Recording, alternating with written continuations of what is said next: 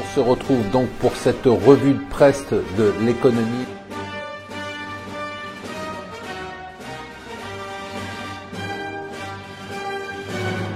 Bonjour et bienvenue sur Mon Financier pour la revue de presse de l'Écho. Nous sommes le lundi 24 juillet. L'événement du jour, c'est bien évidemment cette envolée de l'euro 1,1670. Rappelez-vous quand même, je le dis, je le répète, parce que ça m'étonne toujours. En début d'année, tout le monde pariait sur la parité entre l'euro et le dollar. Et bien finalement, rien ne se passe comme prévu.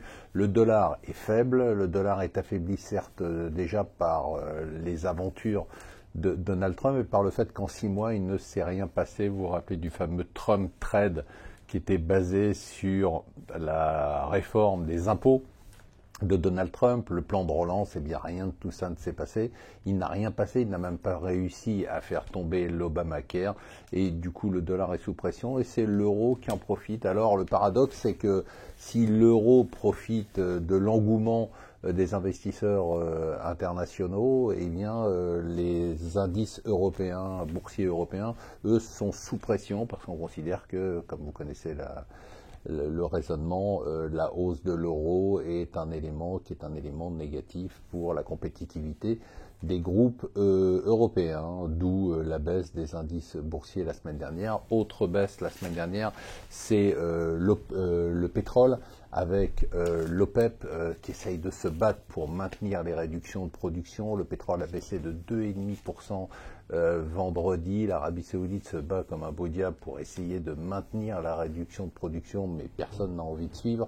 Et plus les Russes, qui ne sont plus l'air motivés pour réduire leur production et leur accord avec l'OPEP, on verra ce qui va se passer dans les jours qui viennent. Petite anecdote à quelques centaines de millions de dollars du Financial Times en première page qui nous explique que les deux banquiers les mieux payés du monde, Lloyd Blankfein, le patron de Goldman Sachs, et Jamie Dimon, le patron de JP Morgan, peuvent remercier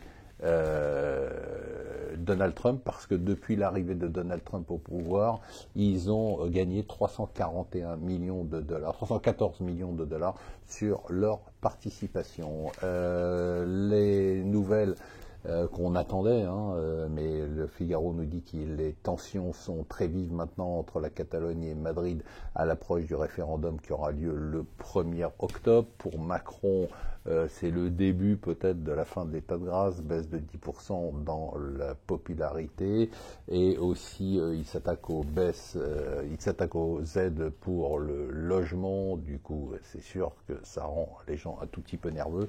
Et enfin, ce qu'on appelait Das Auto, l'auto allemande inattaquable, donc après le Dieselgate, et bien maintenant, figurez-vous qu'on vient d'apprendre par Der Spiegel, le journal allemand, le magazine allemand, que tous les constructeurs allemands auraient formé un cartel pour définir entre eux des normes à appliquer qui n'auraient bien évidemment pas communiqué aux concurrents étrangers. Ça, c'est pas terrible pour l'image de l'automobile allemande. Voilà, je vous souhaite une excellente journée.